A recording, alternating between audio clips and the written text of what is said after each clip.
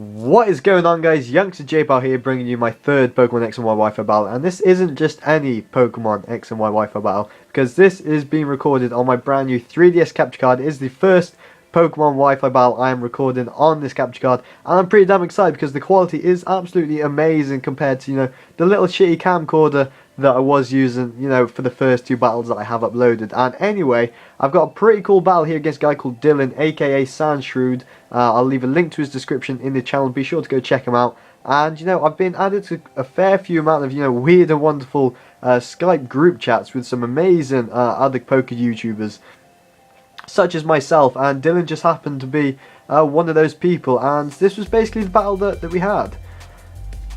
So one of the restrictions that we kind of did put in place is that we couldn't have any more than 2 OU Pokemon, because fuck Rotom Rosh, fuck Skarmory, and fuck Blissey. I mean, it's just so annoying having to deal with them all them Pokemon, all the time. So it's nice being able to use some of the the funner, lower tier stuff that you guys prefer to see. But anyway, back to the battle. I'm lagging behind a little bit. I decided to lead off with my Choice Scarf Infinite because I figured I'd pretty much outspeed anything on his team. He does lead off with his Greninja, but I know these things are pretty fast anyway, so they most likely aren't going to be Scarfed. So I can safely go for that U-turn and switch out into my Assault Vest Metagross, as he does go for the Hydro Pump.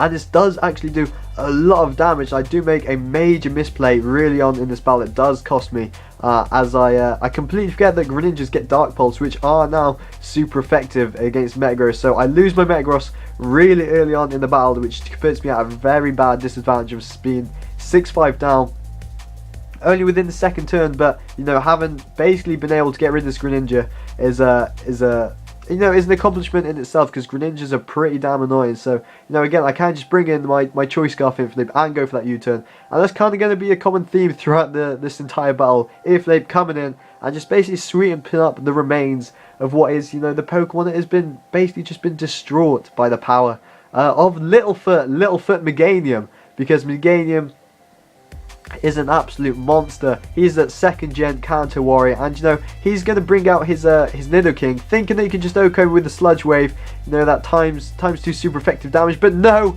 Littlefoot eats that up. He lives it with 15 HP. This is max HP, max special defense, and I can even set up a light screen, meaning that my special defense is going to be raised by 50%. And knowing this, I can safely switch out into Ryan the Rhyperior, who can basically take any hit from this thing now behind that light screen.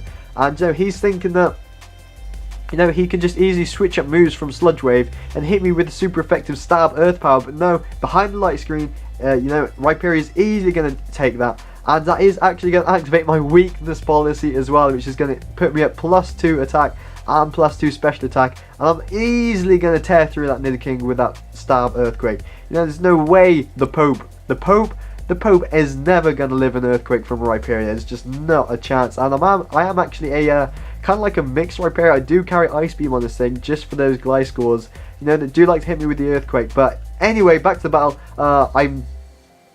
I possibly think that Rhyperior could live an Aqua Jet from this thing, but anyway, I'm quite happy for this guy to just stay in and die, to be honest. That Aqua Jet or the Waterfall is going to be ×4 super effective, but it does leave me in a prime situation to bring up my Ampharos and go for that Mega Evolution and the agility on the as I predict him to switch out into his Gardevoir. It doesn't really matter what I predicted him to switch out into.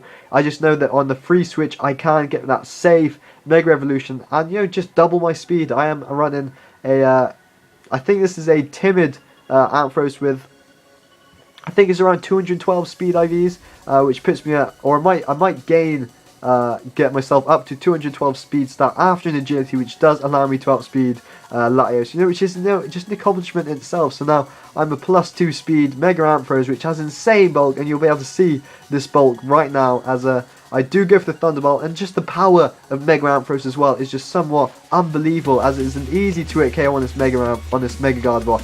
He's going to go for that Stab, Pixelate, Hyper Voice, and Mega Ampharos just completely eats that up. He doesn't even care if that's super effective against him.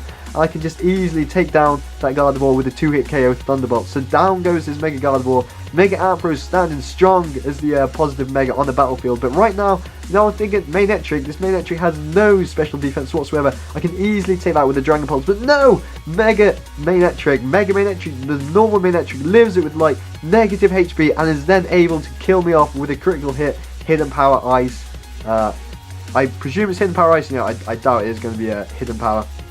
in the Power Dragon, and that was behind the light screen as well, so I think that crit did definitely matter, but you know, it didn't really matter too much in the long run, as again, I can just bring in the Choice Scarf Infinite to sweep up the remains of what is, you know, a completely distraught Dragon Pulsed Manectric there.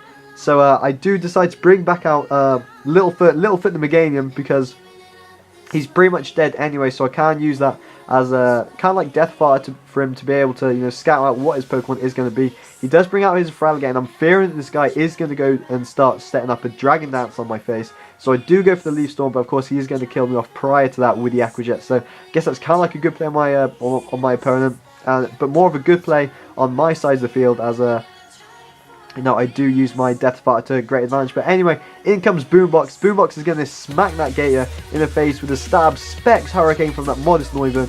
Easily going to take that thing out, and I am actually getting very lucky with hitting my Hurricanes lately, if you can't see from the previous 3 uploads I've had now in my battle spot. So I am due a Hurricane Miss, which does come right back now, as his Hydreigon is easily going to take me out with the Stab Draco Meter ×2 super effective. That's easily going to take out Boombox.